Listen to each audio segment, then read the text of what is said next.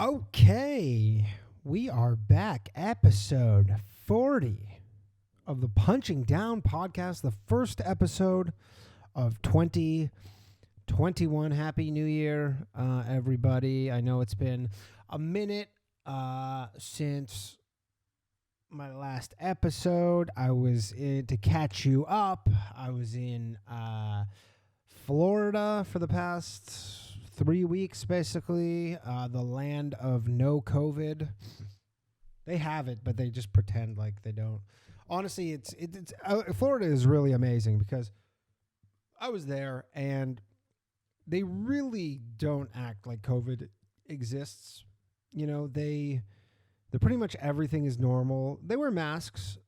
That is the one thing where I think most people would think that, like, at least where I was staying, I was in like North Miami. I was in Tampa for a bit. If anybody who came in to the show, the Road Rage show in Tampa on December 12th, that was pretty fun. That was a pretty fun show. I got pretty wasted that night. We got pretty drunk on stage. That was super fun. We did this cool podcast, if you don't know.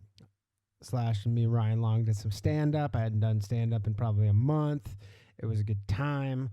And then we were in Tampa for a bit and then went to Miami on the other side. And yeah, like Florida, basically, they just kind of are living their lives. And you would think, because, you know, I talk to people, I have like, you know, lots of my friends in Canada and stuff.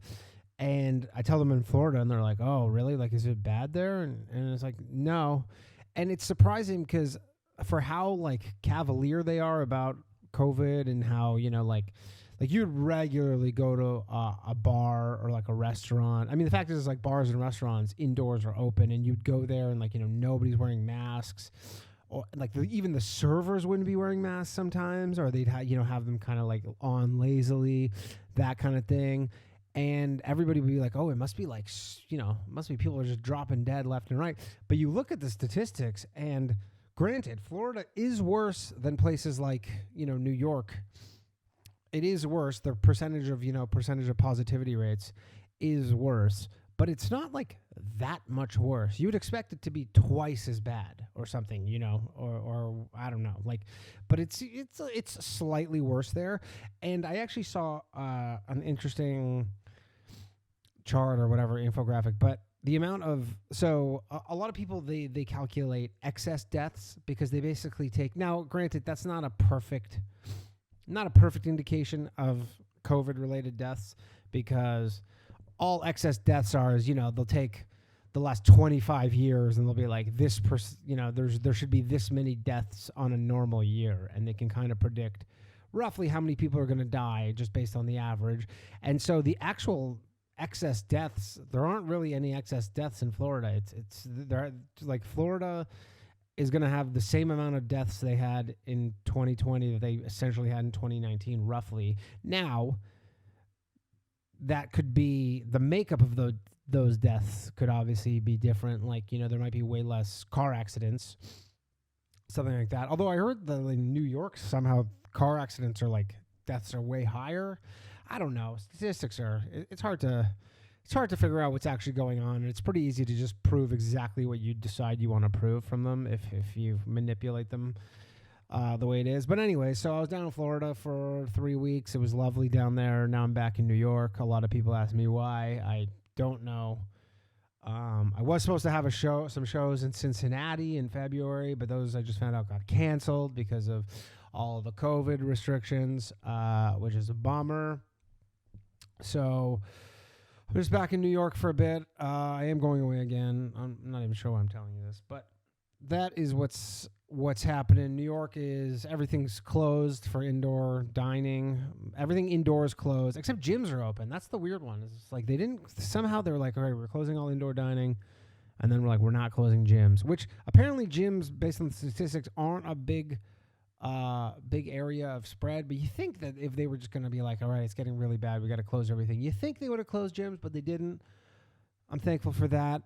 There's a new strain of COVID. New COVID variant, which they actually just today found in New York. It's almost like a horror movie too, in a sense, because they found a new COVID variant that was like started in the in the UK, right? And the way they like announce it on the news is they're like they found this new COVID in upstate New York, 60-year-old man, and they're like bum bum bum. He hasn't traveled in 20 years. Maybe not 20 years, but they're like he hasn't been traveling recently, so he somehow has just so they're just like it's here. Like it is very much movie-esque where they're like sit down. You're going to want to sit down for me to tell you this. The new COVID, it's here, and there's nothing you can do about it. So it's apparently the vaccine works the same on it. It's just this variant spreads way quicker, but they do have the vaccine. So, I mean, that would be let's hope that doesn't happen where they're like, hey, guess what? This one spreads 50 to 75% faster, and the vaccine doesn't work on it. That would be what we like to call in the business a worst case scenario. I mean, maybe not worst case scenario. Also, I'm not in any business specifically, but. So there is this new COVID variant. That's exciting. There's a new president coming. It's crazy. I mean, I think I talked about this last time, but the frequency with which you hear from Donald Trump or just about Donald Trump has just gone down so much. Or maybe I just don't care as much because the election ended, and then I'm not like one of these stop the steal people. The stop the steal people, those people are going to be kicking for a while. Like if you think January 21st is going to roll around, I mean, I guess there's a lot of people think that he's not going to give it up. He's on January 21st. He's just going to be like, I'm not leaving. Imagine he doesn't leave. That would be. I feel like it's possible. Like unlikely, but it's possible. He there was actually this article, or not article, this recording that leaked today, which is weird because it's a recording where he knows he's being recorded. It wasn't secretly recorded. Like it's a phone call where he knows it's being recorded. But so it leaked. It was between him and the Georgia Secretary of State. So Georgia has their big election on tomorrow. Or is it tomorrow? I think it's tomorrow. Yeah. Or maybe Wednesday. I don't know, but it's soon. It's in the next, or maybe the 6th or something. But it's in the next 2 days. Although I think it's tomorrow. Anyways, but it might be today if you're listening to this because it's currently Monday night. But so they have this election. So anyways, Trump called the Georgia Secretary of State, and he's basically on the phone being like, yeah, there's no way we lost. And he's like, I just need you to find 11,000 votes. I was like, what do you mean find 11,000 votes? He's like, we just need 11,000 votes. He's like, there's no way I lost Georgia. And now they have this big election in Georgia, which who knows what's going to happen. I think it'll be a whole lot of nothing. Although from the sounds of it, it seems like it's possible that, I mean, maybe, because they have a weird system in Georgia where you have to win more than 50% of the vote for the Senate.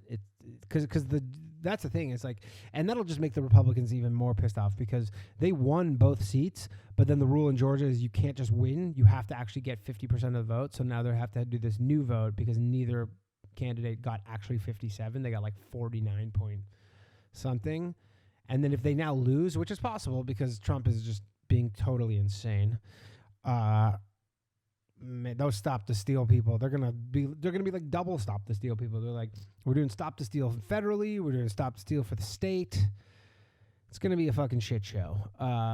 So, anyways, we'll see what goes on with that. I don't really care. I guess it's interesting to watch. I mean, I feel it's very much Trump's last hurrah before he's really pulling out all the stops. You can tell he really. Like, in his mind, if you honestly gave him a lie detector test right now and you said, what are the odds of you being the president on January 21st? I bet in his mind, he's like, I don't know, 50%. He probably does think that. And apparently, I don't even know what this means, so pardon me when I even bring this up, but I've been reading that all these, they're like certifying the Electoral College, and then all of these, like, Republican, I don't know, senators, I guess, are like not gonna, like try and block it. They're gonna try and, so I don't know what that means. But if there's a scenario, if Trump still somehow, like if he really pulls this off, oh man, that all that looting, remember all that looting we were expecting all over America? Like like my whole neighborhood was boarded up. Like just everywhere, just boarded up. The whole fucking city was boarded up, and now it's just like Nothing. There's no boarding. They're going to have to reboard everything up if somehow Trump pulls this off. I can't see him pulling it off. But there's still so many people who think that he will. Like all the QAnon people think he's going to win because like part of QAnon is like he can't lose, right? He has to win. He can't lose. That's part of the QAnon thing. You can't lose. So there's those people.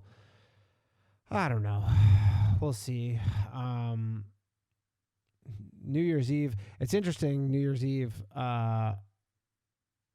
because on New Year's Eve I didn't do much. Just went out in Florida, but I saw they had like the New Year's Eve show, and it was like that Andy Cohen guy and Anderson Cooper, and then Andy Cohen got like blackout drunk on CNN, which is funny that CNN will just be like, here's a guy who's blackout drunk.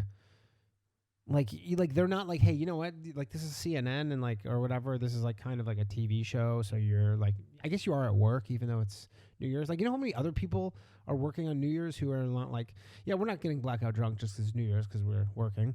But anyways, and then Andy Cohen was trying to get Anderson Cooper to do acid. He's like, you ever done acid?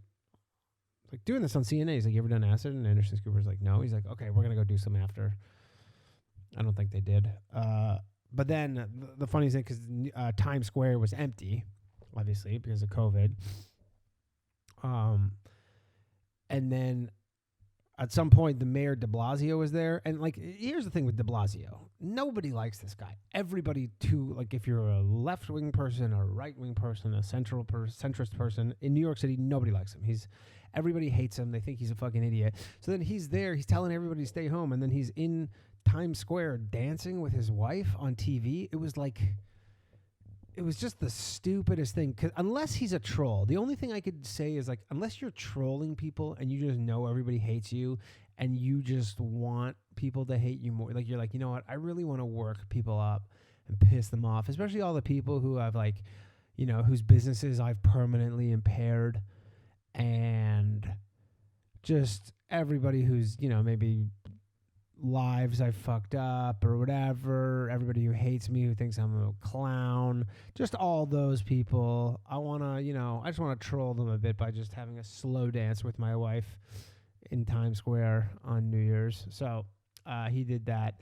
That pissed off a lot of people that I can see on the internet, but that's what it is. So we got a lot of CanCon this week. CanCon. I don't know if you know what that is. That's Canadian content. That's what that is. It's what we call Canadian content. CanCon. So first one, this is for some of my friends actually. This has made me laugh really fucking hard. So my friend Nitish Sakuja, very funny comedian. He posted this. So him and some comedians, some friends, they were supposed to do on New Year's Eve. They live in Toronto area, and so they had planned to do a New Year's show that was basically in like a party bus. And so the plan was they pick up the bus picks all these people up from locations, and it drives down to Niagara Falls, which is like, Niagara Falls. Everybody knows Niagara Falls, one of the wonders of the world. I think it is one of the wonders of the world. And it's going to drive down to Niagara Falls, and there's going to be like a show on the bus. There's like 30 people. Totally was a violation of the COVID rules, which Canada is crazy right now. I'm watching. I'm not in Canada. They're just they just locked down the border even further, where it's like even harder to go to Canada. All this, like, everybody hates all the politicians. All the right-wing people think Justin Trudeau's on vacation somewhere in, like, Bahamas. Nobody, like if you go on Twitter right now, everybody's like, where's Justin Trudeau? Nobody knows where Justin Trudeau is. And then all the left-wing people are like, yeah, he's, like, in Ottawa or somewhere. And everybody's like, where's Justin Trudeau? And then all the provincial politicians are, like, getting caught going on vacations and shit. And they're having to resign. But anyway, so they did the show. They canceled it. They canceled the show like before it was ever even to happen. Then they get these over email and Instagram. That's the craziest thing. Over email and Instagram, they get. So it was my friend Nitish, this other comedian, Big Norm, and another comedian friend of mine, Kevin Soldo, we were in the movie Filth City together. They get this warning notice from the city of Toronto delivered via, and it says on it too, via email and Instagram. They get this warning notice. This is what it says. Excuse me. So it says, reopening Ontario, a flexible response to COVID-19 Act 2020. So I guess that's the act. On November 23rd, 2020 at 12:01 a.m. So this was sent over a month. It sounds like there was just a gunshot outside my door, but it might have been fireworks. Who knows? I live in New York in the East Village. But it says, on November 23rd, 2020 at 12:01 a.m., the province moved the city of Toronto into stage 1 lockdown. So basically, and that means, I don't know what that means exactly. It just means everything's closed, but it feels like it's been like that for months. But so, and then they said on December 26, 2020 at 12:01 a.m., further amendments came into effect. The province, as amended, man, there's some explosions down the street from here. I imagine they're probably just fireworks. But anyways, who knows? Maybe someone just got killed. Next week on the Punching Down podcast, was there a murder in my neighborhood? Stay tuned. Bum, bum, bum. I will find out, though, to be honest. I'll find out if there was a murder, and I'll let you know next week. So anyways, there's all these lockdowns, and then blah, blah, blah. They go into this like legal things, and it says, the city has become aware of a New Year's Eve special event organized and hosted by this group based on the information available to the city, including the advertising promoting the event on PA Systems website and Instagram account. The event is PA Systems' first New Year's Eve event and is called PA's 2021 whatever New Year's. Basically, someone ratted them out, or somehow the city is like I wonder what it is. Like if the city's just going online and like, you know, they're just searching for just events, and then, you know, they just hire somebody, like, you know, just like they have a quarantine officer or whatever, and they're just looking for stuff. So anyways, they found it. Another explosion out my window. Definitely next week's going to be a good episode. I'm going to sum up whatever all these explosions happening. It's probably just some kids shooting off some stuff. And it goes, as advertised, the event includes up to 30 guests on a chartered motor coach bus driving through Toronto on December 31st from 6 to 7:45 p.m., picking up attendees in downtown Toronto and then going and then continuing to Niagara Falls. The funniest thing is, like, they're so worried about spreading a disease, and then this event is literally like, hey, we're going to pick up a bunch of potentially diseased people, and we're going to transport them to a different city and region.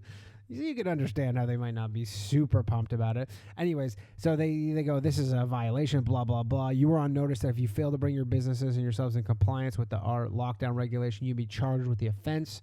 You were on notice under the Act or whatever. Upon conviction, the court may impose the following fines and penalties.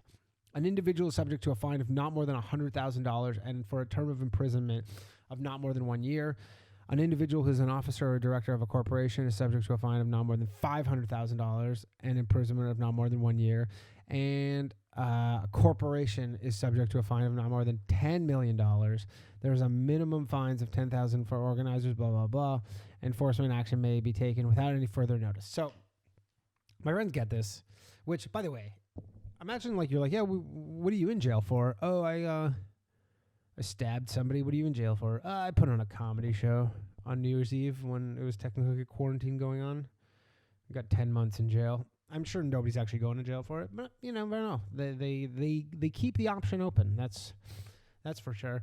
But so they get this notification, and I mean, probably my favorite part, it's crazy that they even found out about it, but my favorite part is, so Kevin Soldo, my good friend, he is very much like he's anti all this stuff. He thinks COVID is stupid. He thinks it's an overreaction. Like, he doesn't think it doesn't exist, but he's just like, it's all of this stuff is an overreaction. We shouldn't be giving up all our civil liberties. He's very much like, you know, doesn't like surveillance, all that shit. And then his name is on this fucking, like, it's not like they got a business permit. So, you know, they obviously did some snooping into this whole thing, and his name is on this thing. So this is like, he's like what would be called a, you know, a tinfoil hat guy.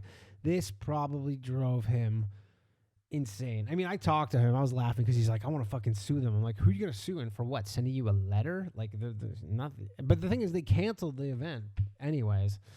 I'm curious how many of them of these notices were sent to other people, but uh, it was uh, it was pretty funny. He probably had a couple sleepless nights. Not really. Like the thing is, he's not worried about getting in trouble, but more so that it like just the overall. Oh, now I hear sirens. Maybe some shit went down again. I'll let you know about this next week. But anyways, he that probably drove him fucking crazy, which is so funny. Okay, so another New Year's thing. Back to the New Year, New Year's stuff. There's another Canadian. There's more CanCon. So this was a big like viral video that happened. So this is in Gatineau, Quebec. Gatineau is basically near Ottawa. So Ottawa, Ontario is the capital of Canada. And then on the other side of like the water is like you just go over this bridge and you're in Quebec. And Quebec is like the all French speaking province, French speaking thing anyway. So there's this party. So 6 people were having a New Year's Eve party. Pretty small get together. 6 people. Seems like definitely not worthy of the police showing up. But in Quebec, that is illegal. You're not allowed to have 6 people. So these people's neighbors called the cops on them for having, like, even if you don't agree with it, I guess people are very much like, it's kind of that thing where if you're ever in like, elementary school or high school or something, and then someone, you go, like, hey, can you just like help me out? And they're like, no, I don't want to help you out. Like, you have the notes for that day because you like skipped school, and they're like, no, I don't want to give them to you. And you're like, why not? And they're like, I just don't want to give them to you because, I just don't want to because I don't want to give them to you, kind of thing. Like, this is one of the, it's like people are just like, well, if I have to stay home, then I'm going to call the police and it's not like, we're not talking about like some fucking giant rager. Like I kept reading about stuff in New York where they were breaking up huge parties. And just as an example too, in Miami, like Miami had giant indoor parties on New Year's Eve. The only like health thing that they did is that there was a 1 a.m. curfew. So all these places had to close down. Like all these bars and stuff had to close down at 1 a.m. on New Year's. That was like the big restriction, the big, like imposition that they were giving people. It was like, look, you can fucking rage it all you want, but at 1 a.m. you got to go to a house party. And a house party is totally legal. Nothing wrong with house parties. Like the cops aren't showing up to your door, but you just like, you can't be at a bar or a restaurant after 1 a.m. in Miami on New Year's or anywhere in Florida. Actually, I don't even think it was Miami. I think multiple places, most places in Florida were just whatever, open till 5 a.m. It's just specifically Miami was open till only 1.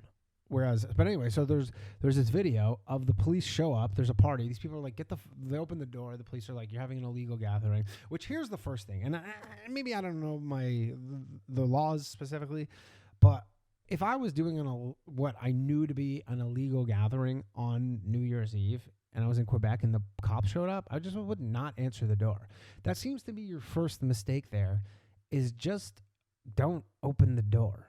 Because if you don't open the door, you don't have to talk to them. They're not going to fucking like knock your door down. So I would just be like, I would crank up the music, and just keep enjoying. But so anyways, the people who were there, I'm sure they were drinking. They opened the door. The cops are like, and I guess they said, they're like, I think the wife was like, I thought worst case scenario we would get a warning before the cops came. She was like, we're gonna have some people over, but worst case scenario they give us a warning, we go home. So they showed up and they're just like, they're like, we're gonna start finding people and arresting people. At which point one of the guys is like starts getting in the face of this cop. They're all yelling, and there's this video of this guy getting like dragged out of his house while his like maybe father is holding on. Like the whole thing is like insane, considering that it's all over just people gathering in a private residence. Now, and if you go on Twitter, people are pretty divided on this. Like there isn't really a consensus. 50% of people are just like, yeah, there's nothing wrong with that. That's their right. And then everybody else is like, well, you know what? If they want to do that, then they need to give up. They need to sign away their right to go into the hospital, which, by the way, I've been thinking about this. This whole issue with everything that's going on is purely politicians just mismanaging healthcare. Like, I can't help but think that if there was just more capacity this wouldn't be such a crazy, crazy problem. They've had so long to deal with this because, obviously we're in this crazy wave right now. They had so much time to deal with this wave. They didn't really do anything. They just, like, they didn't do fucking shit all. And now they're like back to being like, hey, our hospitals are full again. You're like, why can't you turn, all these like empty schools or whatever? Just like there had to have been some option. But anyways, so then they're pulling these people out of their houses. Apparently the cops said one of them tried to punch. But everybody knows somebody who's like didn't do anything, and then a cop just gave them a bullshit fucking like resisting assaulting police, when you're like, it's the kind of thing, you're in a house and the cop grabs your arm and you pull your hand away and the cop's like, oh, he just assaulted me. So anyways, people are getting kind of tired of this stuff, but then other people are like, yeah, that's totally what they deserve. There is not really a consensus here. But I can tell you that shit would not. That's a big difference between Canada and America for sure. Is that shit flies way less in America because, and as much as people are like talk shit about Americans having guns, it's like cops just, I don't know, cops are just not pulling people out of their houses for. Even in New York City, like New York City, there was a few things on New Year's where there were all these like, underground raves, like illegal raves and stuff, where there was like, in an industrial area with like 500 people. And yeah, they broke them up, but I don't think anywhere in America would even, and I could be wrong about this, but I don't think they'd even dare try and pull off something like where you're not allowed to have 6 people in your house. People just fucking would not have it here. They would not have it. So if you're wondering what's going on in Canada, lots going on. Here's another Canadian thing. I have a bunch of Canadian things, actually. Interesting enough. Here's the next one. So this is from CBC. So CBC, if you don't know, CBC is the Canadian Broadcasting Corporation. I've worked with them before. They used to be pretty good. They used to have some good stuff, mostly hockey, but they've lost their way. Less and less people watch it. They're not relevant. The only thing they can really say is they made Schitt's Creek, which, good on them. They made Schitt's Creek. That's a big international show. Nothing artistically, at least television-wise, coming out of Canada is generally good. There's a lot of just like basic, shit, like some hospital procedural thing where you're like, you can't even tell the difference between one and another. But it's almost like, it's like assembly line television where it just gets cranked out and you see it and you're like, this looks like another thing, and you're like, you watch it and then it's, numbs you maybe. I don't know, but whatever. They had Schitt's Creek. I've watched a few episodes. It's fine, but more importantly, it's a big show. I know lots of people who watch it all over the world. But so anyways, they put out like Vice level, super like social justice-y, like insane articles that don't really make sense. And now the thing that pisses people off the most about the CBC stuff, especially if you're Canadian, is like your tax money actually goes towards this. So like when you see something on Vice, you'd be like, well, these idiots at Vice are paying to make this. But the thing that pisses people off with CBC is they're like, yeah, even if I spent a penny on this is fucking nonsense. But so this article came out, this was a couple days ago. It says, meet some of Toronto's food justice advocates championing black food sovereignty. I'm just going to read that again because not going to lie, don't know really what that means. Meet some of Toronto's food justice advocates championing black food sovereignty. So it says, the current food system is not an equal playing field, advocate says, and it's by Sarah Jabakanji. I think that's a decent. So it talks about, the food system is fragile and how hard hit racialized communities have been because of COVID-19, and that there's all these food justice advocates, which I didn't know a food justice advocate is a type of advocate, but it seems like they're running out of stuff to advocate for, so now they're advocating for food justice. Like, remember when they were just like advocating for like, we just need food. Like, there's people who are starving, we need food. Now they're like, we need food justice. Like, it seems like it's not that, like, it's hard to really sympathize with how bad it is because you're like, you're not advocating for food. Now it's just food justice. But so they're saying the advocates in Toronto's black community, and they're pushing for long-term solutions to tackle inequities in Canada's food system. They are pushing for food sovereignty. And then there's this person who defines food sovereignty as the right of people to healthy and culturally appropriate food. Now, one thing I'll say about this is when they say culturally appropriate food, if you're, and I hope this doesn't come off as like, racist or anything, because this would apply to lots of people, but like if you're from a culture which say, because you're living in Canada, whose climate is hot all year round and has specific things that are unique to that climate, it seems crazy that you just demand access to you're like, yeah, we don't have that. We're in Canada. It's fucking freezing in December. We can't give you all the exact same things you would have had if you lived somewhere super hot. But so they talk about, there's this notion is to create a black food ecosystem that will allow community members to be the drivers of their own development through farming and distributing food by them. And so they're segregating, they want to even segregate produce, I guess. I like this one I don't get, because aren't you, I don't know. This just seems like just a bunch of gobbledygook. So they go, this guy's, his organizations includes, he's been working towards cultivating food sovereignty and security for Toronto's African, Caribbean, and Black communities, as the current food system in place is not an equal playing field. In a country as rich as Canada, we are supposed to make sure there is more equity in the food system. Is there? I lived in Canada for 35 years. I never at one point heard anybody, even the furthest left social justice person, say that we are supposed to make sure that there is more equity in the food system. What are they saying? That they're just, it says, this guy, Lolo Lee, says, the goal is for community members to be able to exercise self-empowerment and gain access to healthy, organic, and culturally appropriate foods. But it's if these foods aren't available, you don't, if someone's from, for example, say you're an immigrant in Canada and you're from Thailand or something, and you're like, I have a right to durian. Especially if you're it's not like I have a right to be able to purchase durian. You're saying essentially you're saying I guess you want the government to subsidize you. And I don't even know if you know what durian is. It's the stinkiest. It's this giant football-sized spike thing, and it smells like garbage.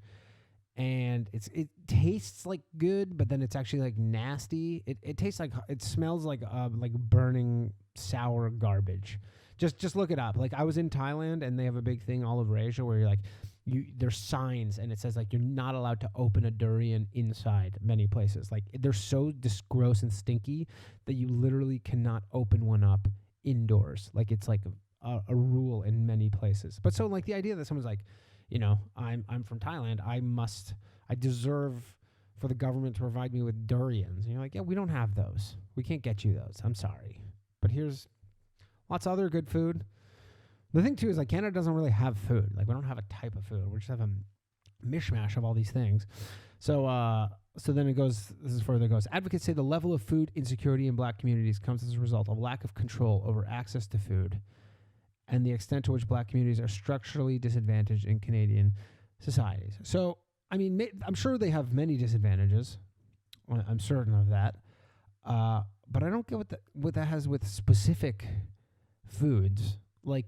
Is there a thing where they're look, okay, we can give you these foods, and they go, no, those don't work for us. And I'm yeah, but these are good and they're nutritious, and you need food and we can provide them. They go, no, we need food sovereignty. The thing is this is just this is article seems like it was written by a social justice article word generator thing where it just threw a bunch of things together. Because you read this article, and if you look at the Twitter comments too, most people are what the fuck did I just read? I don't even get it. They're basically saying, we cannot really, here's another thing. We cannot really determine and talk about food without really understanding the systemic racism that this country is built upon, because the accessibility to financial equity, accessibility to land, and those things are not necessarily offered to us. But you're yeah, you live in downtown Toronto. Yeah, there's not a lot of farming land for anybody. I don't know if you noticed that. People who want to live, and I've been to the rural parts of Canada. Let me tell you, pretty fucking white areas. You don't see a lot of like, minorities or people of color or whatever wanting to move to like the boonies. But if you want to, lots of room for you to grow durians or whatever the fuck. I guess black people don't want to eat durians. Maybe they do. Maybe that's part of their food sovereignty. I have no idea. But anyways, I can just go on. This whole thing is like, you just read it and it's really just one of those things where you read it and you go like, I don't get it. Like, I don't get what you're asking for. Like, you want more black foods? Like, I don't know what that is. And then obviously people would be like saying racist things because people that think there's certain foods that black people like. I don't know what those are, so don't ask me. But I don't stay up on that kind of stuff. Oh, here we go. There's someone that says is addressing this through they have 8-acre land in a kind of northwestern Toronto, which produces cultural staples like okra, gailan, and callaloo. I mean, I guess you can make some of those things, but it seems nonsense. Okay, no more talking about that. Cosmopolitan.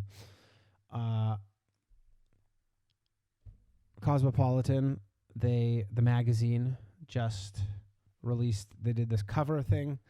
So it's becoming pretty I was going to say in vogue, that's the name of a different fashion magazine, to celebrate the people who are not a traditional body type or whatever. Like, basically, like me, I'm like a model now somehow. Like, in some...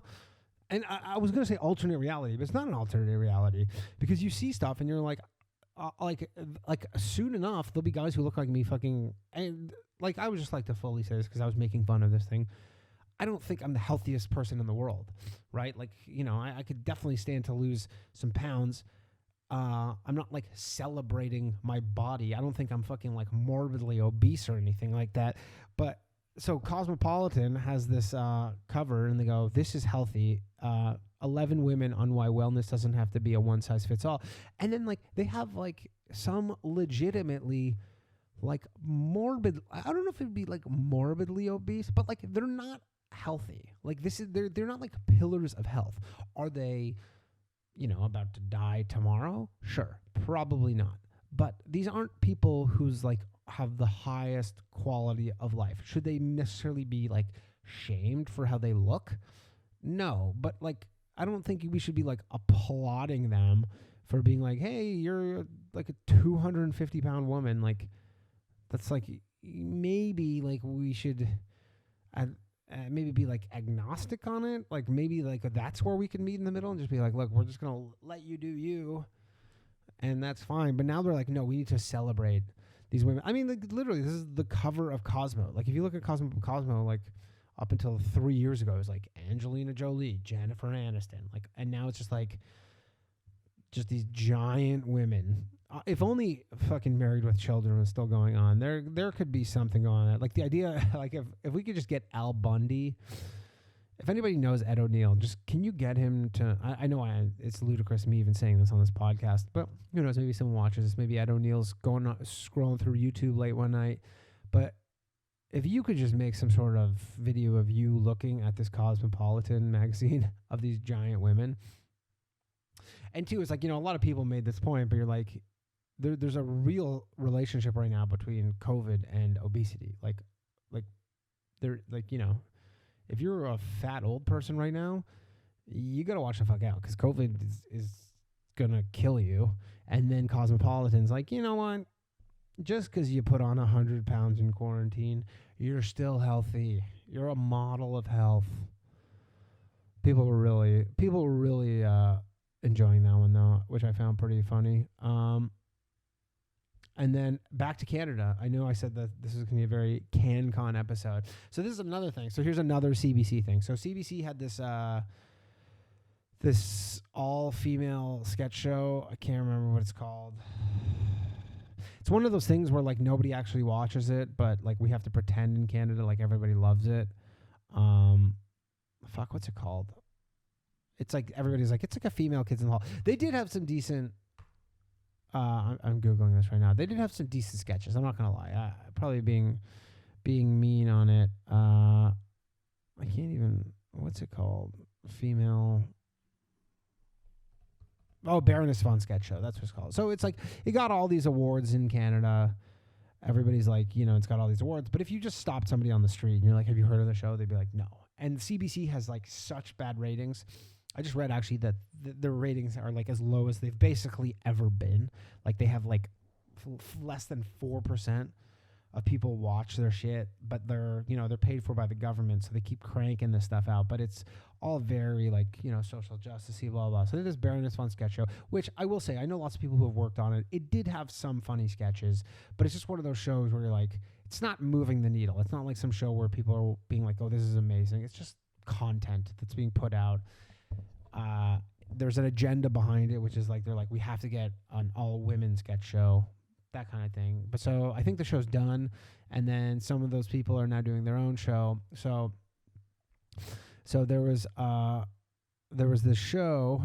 It's called Pretty Hard Cases with I think one of the women who was on the show. It used to be called Lady Dicks. That was the original title, was Lady Dicks, because they're women detectives, right? And you go, Lady Dicks. That seems just a play on words. Lady detectives, Lady Dicks. They get to swear in the title. That's the big thing. Is you're like, oh, this is so subversive. Is we're getting a swear in there. It's like Schitt's Creek kind of, right?